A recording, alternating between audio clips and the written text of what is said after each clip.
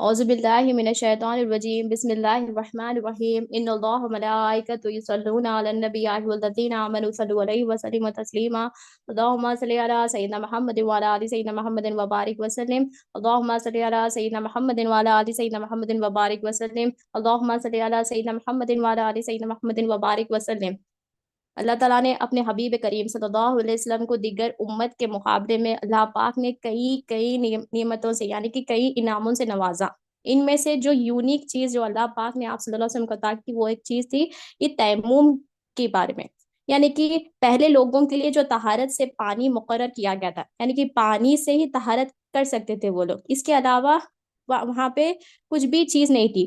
پر اللہ پاک نے جو ہے اپنے حبیب صلی اللہ علیہ وسلم کو جو ہے ایک انعام سے نوازا، وہ انعام کیا تھا؟ یونیک چیز جو تھی وہ تیمم تھی، یعنی کہ آپ صلی اللہ علیہ وسلم کو اللہ پاک نے جو ہے مٹی کو پاک کرنے والا بنایا، اور مٹی سے جو طہارت اور غسول کا ارادہ کر دیا جاتا ہے، یعنی کہ طہارت اسے ہی شرعی استدعاء میں تیمم حاصل کی جاتی ہے، یعنی کہ اسے تیمم کہتے ہیں۔ اس کا طریقہ ہم دیکھتے ہیں۔ اب یہ تیمم آدمی یہ نہیں کہ جب جب چاہے کر سکتا ہے، اس کی شریعت ہوتی ہے، یعنی کہ شرائط کے حکم میں ہوتی ہے کہ جب انسان پانی پر قدرت نہیں پاتا ہے اس وقت وہ تیمم کر سکتا ہے۔ پانی نہ ہونے کی صورت پہ یہ جو ہے مٹی سے جو ہے وہ تیمم کر سکتا ہے، یعنی کہ نیت کے ساتھ طہارت کا فائدہ ہوتی ہے، یعنی کہ تو اس لیے تیمم کے لیے نیت کرنا شرط ہوتا ہے۔ تو مٹی تو پاک کرنے والی تو چیز نہیں ہے بلکہ اہلدہ کرنے والی چیز ہے۔ اگر اس سے طہارت حاصل کرنا ہے تو نیت کرنا ہوگی تو اسے فائدہ ہوگا۔ تو تیمم کے لیے نیت کرنا شرط ہے۔ تو نیت کیا ہے؟ دل کا پختہ ارادہ ہے، یعنی کہ نیت کیا ہے؟ دل کا پختہ ارادہ ہے۔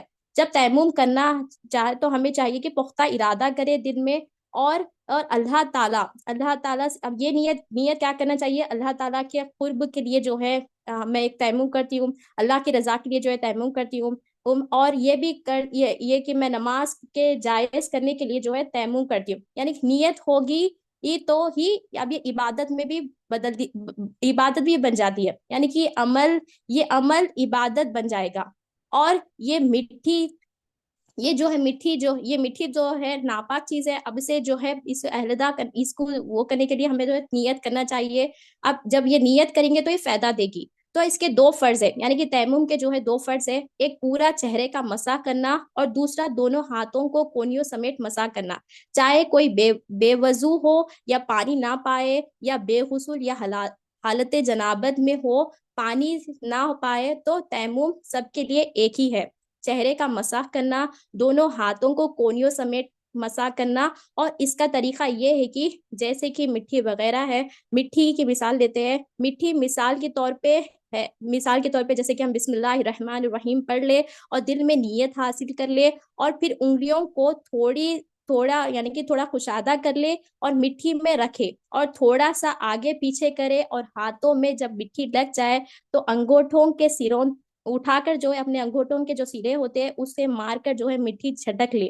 یہ سنت کریمہ ہے، جتنا جھٹکے اتنا جھٹک لے۔ اب پھر وہ جو ہاتھ ہے اسے جو ہے چہرے کا مسح کرے، یعنی کہ چہرے کی مقدار جیسا وضو میں بتائی گئی ہے، جہاں سر کے بال شروع ہوتے ہیں وہاں سے لے کر ٹھڈی کے نیچے تک جو ہے، ہمیں دانت جہاں جمے ہوتے ہیں وہاں تک جو ہے ہمیں یہ چہرے پہ مسح کرنا ہے، اور ایک کان کی لو سے دوسرے کان کی لو تک جو ہے ہمیں جو ہے مسح کرنا ہے، اور اس میں کوئی جگہ نہیں چھوٹنی چاہیے۔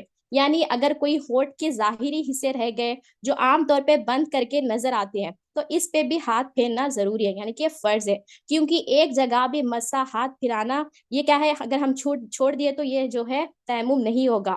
تو ہمیں چاہیے ہمیں چاہیے کہ ہمارے ہونٹوں پہ بھی جو ہے ہمیں مسا کرنی چاہیے، تو یہ تیمم پورا ہوگا۔ بالکل جیسا پانی صحیح استعمال نہیں کرے تو بے وضو ہو جاتے، اسی طرح سے اگر تیمم نہیں پورا کمپلیٹ کرے یعنی کہ پورا ہم چہرے پہ مسا نہیں کرے تو یہ ہمارا تیمم نہیں ہوگا۔ یہ کرنے کے بعد پھر مٹی پہ مارے، پھر آگے پیچھے کرے، پھر اسے اٹھا کر جو ہے اپنے انگوٹھوں کے سروں سے جو ہے جھٹک لے، یعنی کہ جھاڑ لے، جتنا جھٹکے گا اتنا جھٹک لے، پھر اس کے بعد اپنے الٹے ہاتھ سے سیدھے ہاتھ کے کونیوں سمیت مسا کریں گے، پھر سیدھے ہاتھ کو ملاتے ہوئے مطلب الٹے ہاتھ کا مسا کریں گے، پھر دونوں ہاتھ کی انگلیوں کا دوسرے ہاتھ کی انگلیوں کے پشت سے جو ہے کلال کریں گے.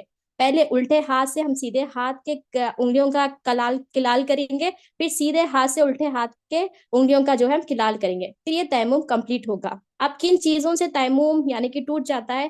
جس چیز کے سے وضو ٹوٹتا ہے اسی طرح سے تیمم بھی ٹوٹ جاتا ہے، وہی چیزوں سے جو ہے تیمم ٹوٹ جاتا ہے. تیمم کی اور ایک چیز جو مزید جو ہے، ایک ہی بندہ متیمم ہے یعنی کہ تیمم کرنے والا ہے یا تیمم کر چکا ہے، اب پانی کے استعمال پر قادر ہو جائے یعنی کہ فوراً جو ہے اسے وضو کر لینا چاہیے.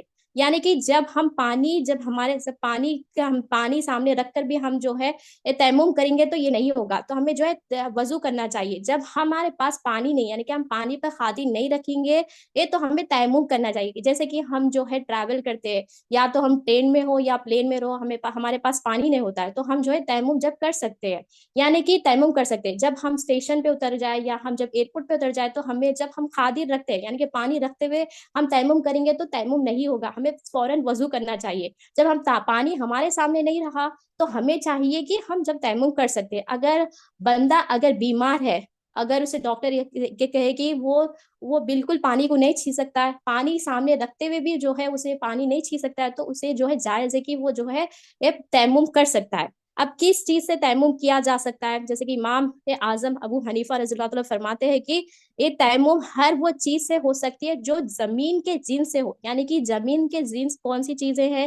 یہ جیسے کہ آگ میں جب ڈالا جائے تو وہ نہ تو پگھلے نہ تو وہ جلے، جیسے کہ پتھر ہے، ریت ہے، تو ہم اسے تیمم کر سکتے ہیں. اگر پتھر سے تیمم کرے تو اس پر گرد و غبار کا ہونا لازم نہیں ہے، یعنی کہ ہمیں چاہیے کہ چکنا پتھر ہمارے ساتھ رکھ لے جب ہم ٹریول کریں، یا ہمارے پاس ایسا ہمیں لگا کہ ہمارے پاس جو ہے پانی کی مطلب کہ پانی پہ ہم قدرت نہیں رکھ سکتے ہیں، پانی ہمارے ساتھ نہیں رہ سکتا ہے، تو ہم چاہیے کہ ہمیں چکنا پتھر ہمارے ساتھ رکھ لینا چاہیے. تو آخری میں اللہ تعالیٰ سے یہ دعا کرتی ہوں، کہنے سے بولنے سے زیادہ عمل کرنے کی توفیق عطا کرے، اور آپ صلی اللہ علیہ وسلم کی سنت پر عمل کرنے کی توفیق عطا کرے. آمین ثم آمین. جزاک اللہ خیر.